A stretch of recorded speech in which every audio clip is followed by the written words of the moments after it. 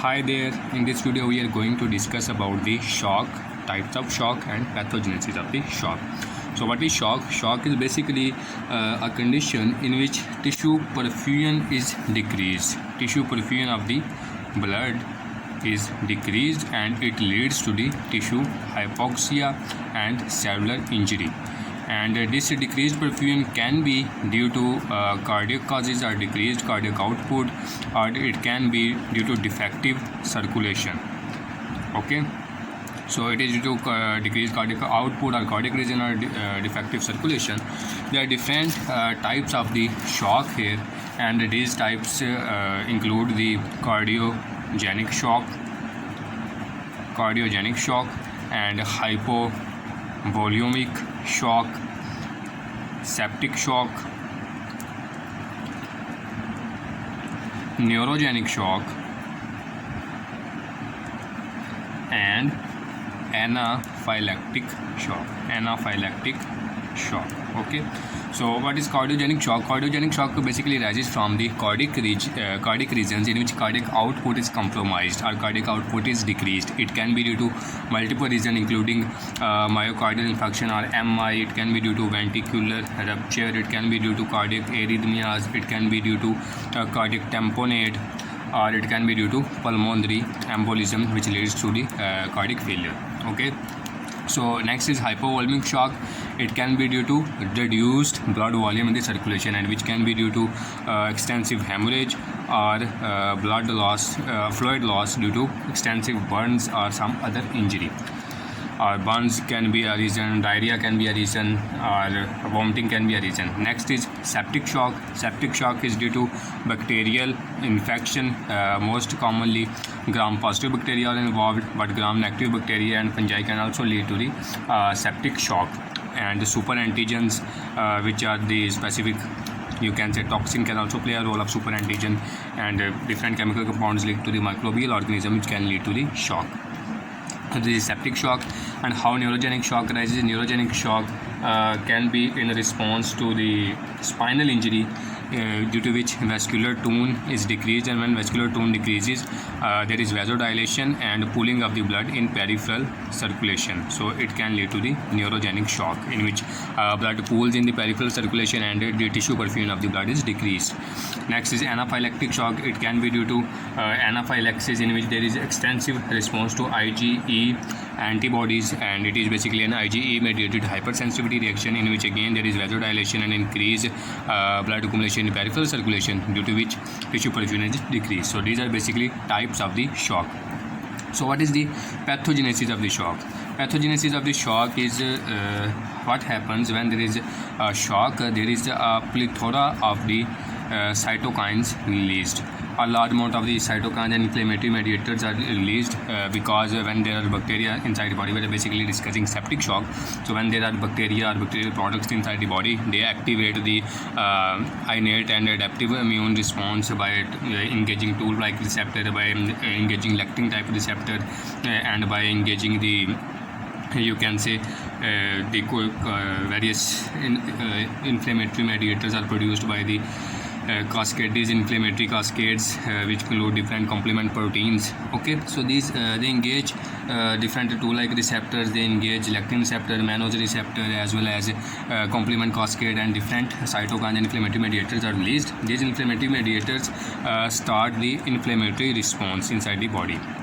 So there is inflammatory response inside the body, and this inflammatory response can be followed by anti-inflammatory response or immunosuppressive response. So patient basically, you can say, fluctuates between the hyperinflammatory and counter-inflammatory states. How this inflammatory state is developing by a response to external agent and microbial agents. How this counter-inflammatory response occurs? This counter-inflammatory response occurs because when WBCs are recruited in large amount, after some time they die away due to their death. Immunosuppressive response occur. Moreover, they are subjected to energy, which is the inactivation of WBCs, due to which immunosuppression occurs. Moreover, the TH shifting occurs. Initially there were TH1 activation which were you can say pro-inflammatory. Then TH2 activation occur, which this helper to this subset of a helper T lymphocyte releases anti-inflammatory cytokines which activate macrophages by alternate pathway, and the repair process start and inflammatory process is suppressed down. So this is counter-inflammatory response. Okay, so in shock, inflammatory and counter-inflammatory responses are going side by side. Moreover, there is when there is too many inflammatory mediators are released, and as well as there is a microbial invasion, there is damage to the endothelium, and this endothelium gets activated in response to microbial injury as well as due to inflammatory mediators. And when it gets activated, it also shifts to procoagulant state, and when it leads to procoagulant state, the coagulation in the body tissues or blood vessels start. Okay, and this coagulative state leads to the formation of multiple clots inside the body, and when it leads to clot formation, it can ultimately lead to the DIC, or disseminated intravascular coagulation. This is basically due to endothelial activation, endothelial injury, as well as a large amount of the cytokines which are released. All this contribute to the DIC, or widespread coagulation throughout the body. When DIC starts, in DIC the clotting factors are used up. Due to which their level declines. Platelets are used up, due to which their level declines. So on one side there is clotting, as well as due to decrease in clotting factor and platelets, bleeding also starts. So bleeding and clotting go side by side. Okay, so what were the steps? First, there was an inflammatory response due to a large amount of cytokines, and then this inflammatory response is which cause of activation of the leukocytes and by involvement of complement system by toll-like receptor, by mannose receptor. And this inflammatory response is followed by counter-inflammatory response, in which TH1 cell shift toward TH2 cell, or you can say TH2 activation occurs, which leads to the anti-inflammatory and immunosuppressive response. Then you can say endothelial injury and endothelial activation occurs, which leads to the procoagulant state, and this procoagulant state leads to the formation of blood clots and lead to the DIC.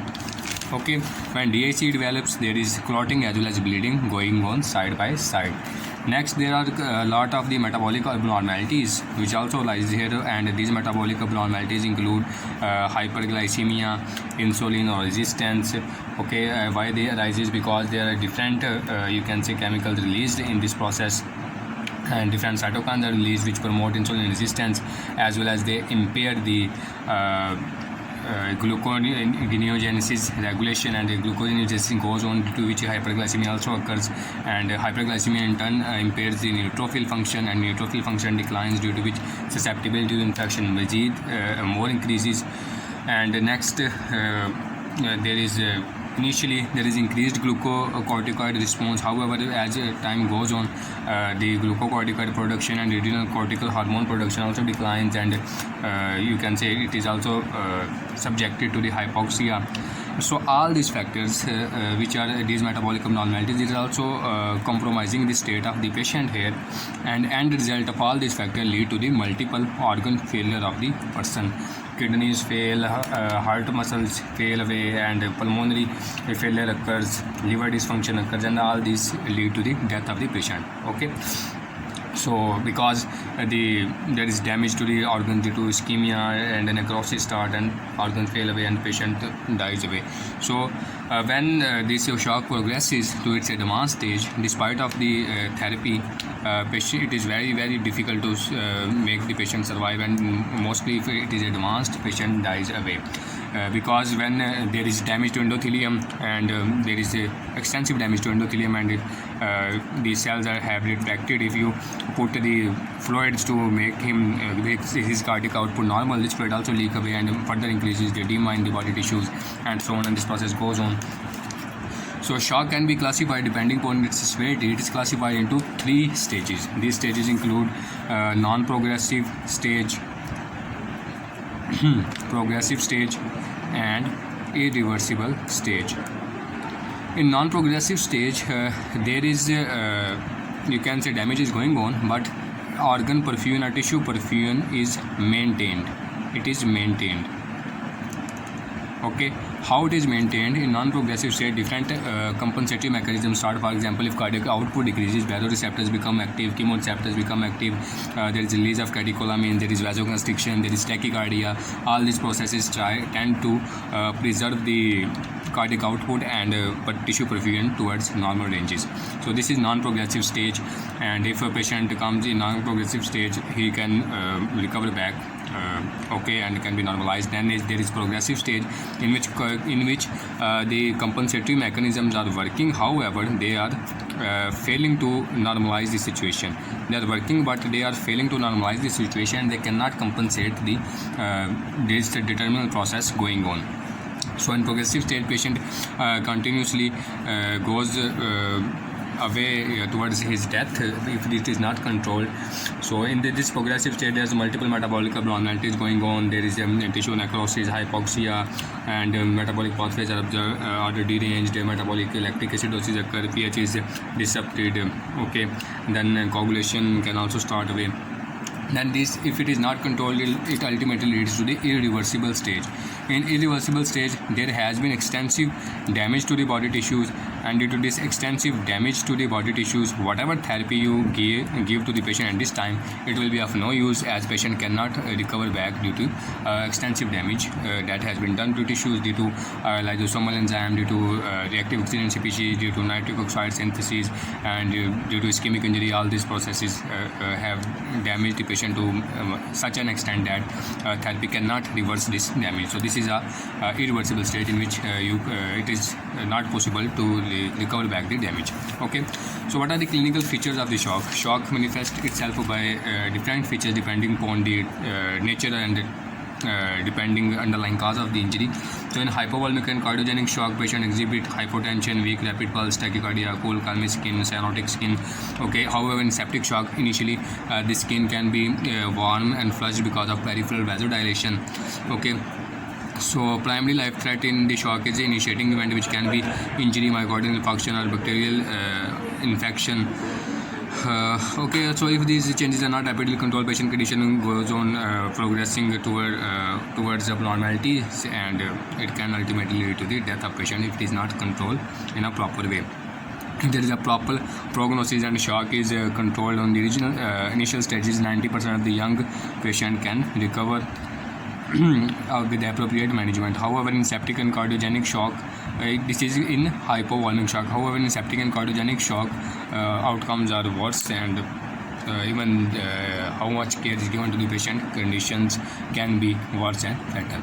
So it was all about shock, in which we discussed about the types of the shock, pathogenesis of the septic shock, and the stages of shock, and ultimately clinical features of the shock. And all this is very important regarding the professional exams. It was all about today's lecture. Thank you.